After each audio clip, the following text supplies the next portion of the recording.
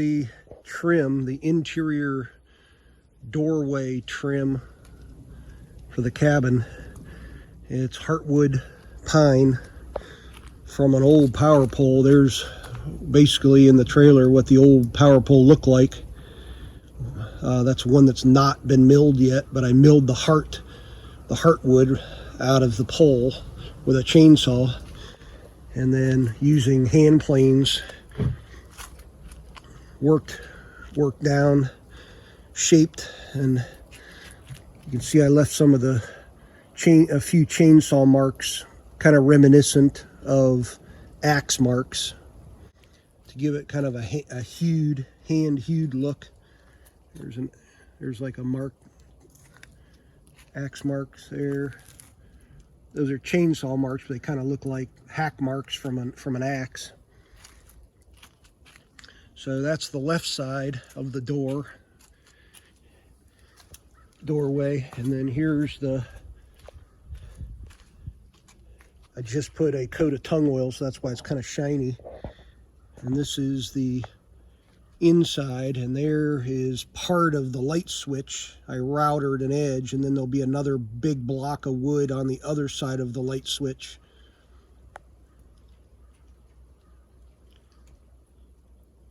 To kind of surround that light switch, and the cover plate kind of recesses in there. So it should look pretty neat. Again, there's some hack marks that I left on there. There it is.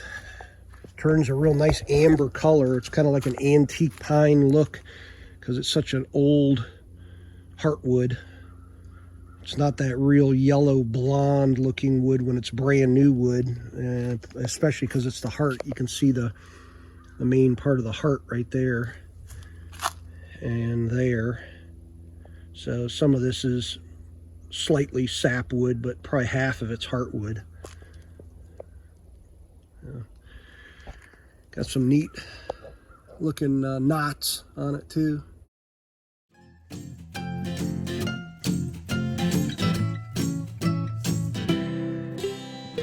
The rabbet grooves with a little bit of reveal proud casing when the 4x4 trim goes in there. And I got the header, the decorative trim header installed. That is a huge pine, heartwood pine from an old utility pole. The heartwood of it. And I'll try to get on the side over here. You can see how I shaped it with my chainsaw, sculpted it with my chainsaw to fit. And I haven't put the tung oil on yet. Since it's not completely recessed like the windows, I'll do it when it's up. Put a coat or two on there. But I left it a little bit rough, did a lot of hand planing work on it, but you can see I left some of these like nicks to kind of look like axe marks, but it's really just some chainsaw marks that I kind of smoothed out. I thought that'd look pretty neat. You can't really see the other side, but shaped on the other side too. See, form fit, scribe fit. So there's the header, and it's a little bit rounded, not like a round log like the one outside, but I rounded it up on the top a little bit just to kind of give it a little bit of shape. You can see the other one, the awning one that's on the outside, so it kind of makes for a nice wide header entrance. Looks pretty neat.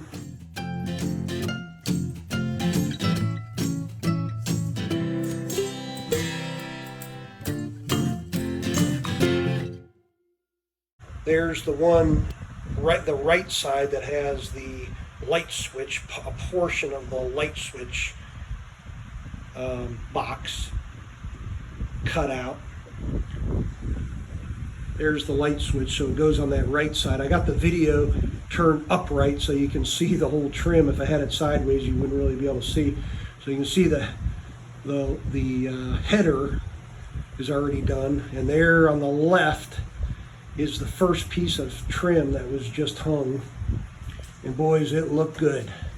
So the second piece, you see there's the light switch and the rabbet run of rabbets that are cut in the logs to receive the big trim, and a portion of the box is carved out on that trim, and then I'll have another piece that kind of surrounds this light switch. But take a look at that trim, look how pretty that looks. So I got timber fasteners that have it tied on.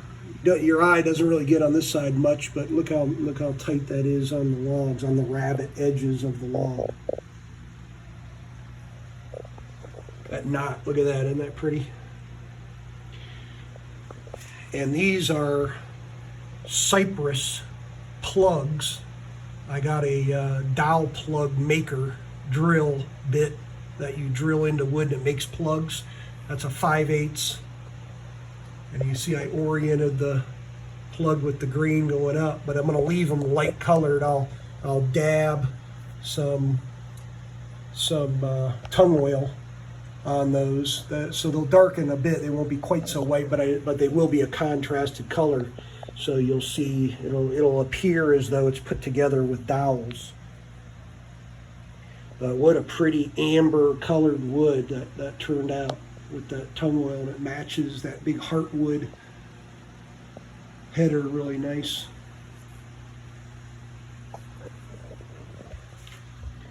So about to start on the second piece of, and I did get a little piece of baseboard on that side's down as well. It actually runs slightly behind it, so it looks all nice and tied together good. 2 finish nails hold that together. So I still got there's my other piece of baseboard, if you want to call it that, trim that'll go on when this other piece goes on.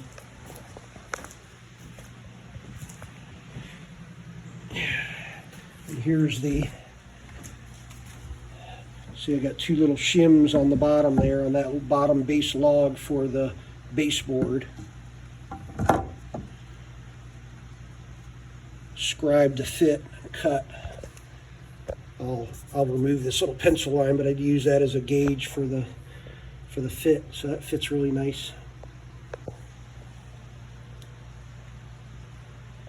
And then I'll have to trim it according to the other one last, and it'll fit in. So that's going to be a pretty critical cut when I get my other piece of trim in.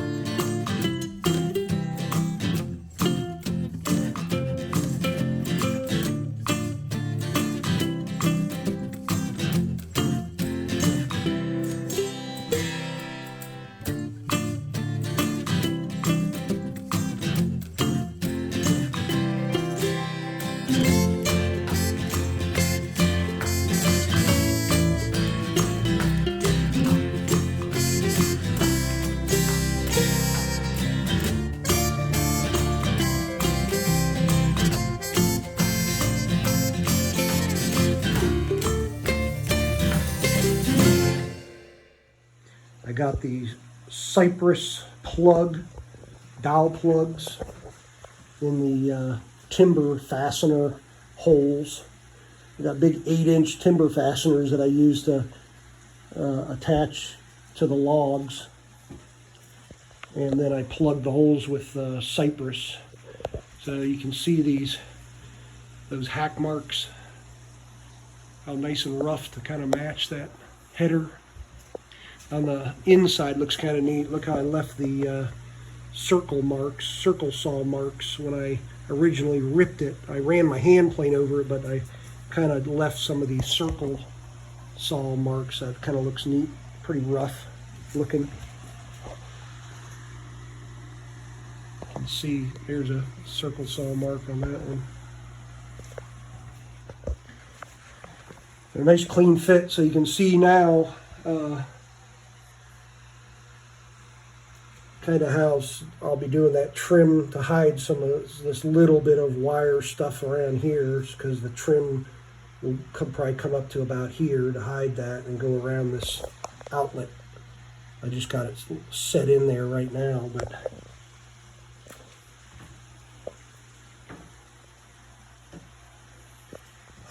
and pretty good tight fit on the rabbets.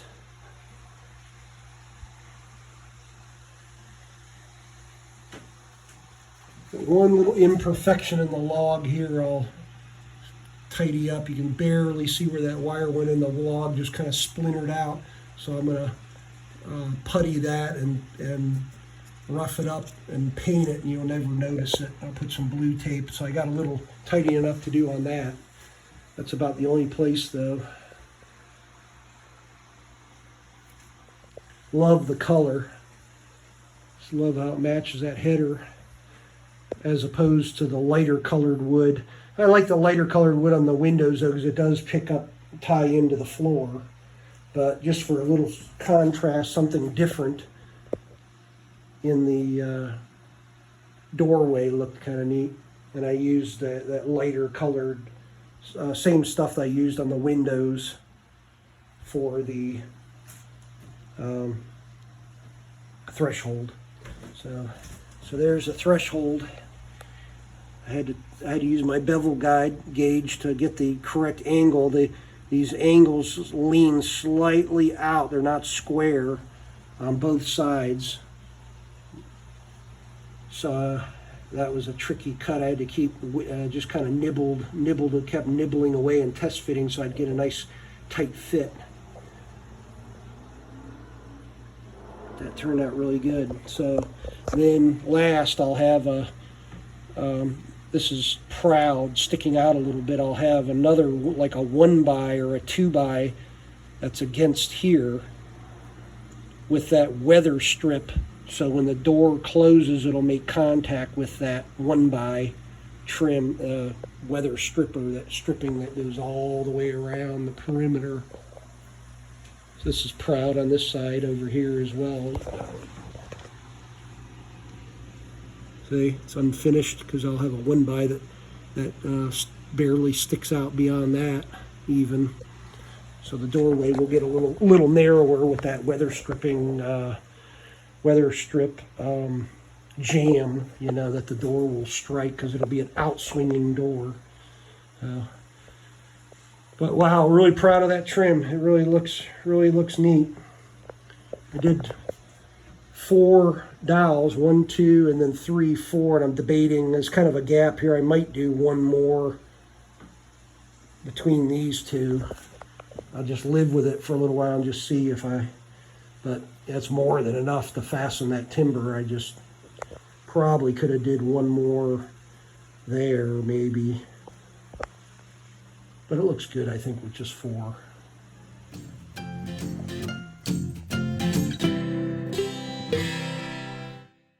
See, there's the interior threshold. I got the baseboard trim on the other wall done, and then a continuation of it that's under the door threshold, and then to the other side it's recessed just slightly, maybe an 1/8 inch, 1/4 of an inch. The threshold sticks out a little proud of the baseboard trim, and that trim, that baseboard, actually serves as support. So this one I didn't have to worry about on the interior. I didn't have to worry about that wanting to roll if you stepped right on the very edge. There's enough log that's supporting it. But again, I probably would have done bolts, but I didn't need to inside because I had that 1x trim right up under it. I cut it just right so it would actually add as edge support as well. So it's cleaner looking more so than the outside. But it also has 3-inch construction screws, 4 of them, with flush dowel plugs. I use the dark hardwood ones just because they stand out and look kind of neat. So there it is. Totally done. Looks really good.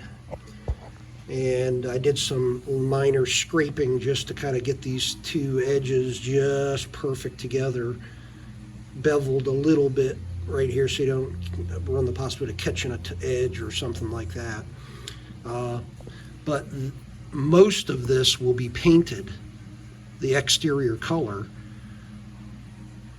right up to the jamb, the weatherproof jamb that's going to go all the way around the perimeter, including the bottom. So much of this will be painted, and then there'll just be like a 1x strip with the weather stripping that'll be tung oiled probably to match this. So this will be done when the door is done. And I was just concerned a little bit on this side of the screws not being strong enough, because I kind of barked this up, but my 1x will totally disguise and hide that. That you'll never see. Be behind the threshold, the weather strip trim, door jamb. So turned out pretty good. Looks really nice.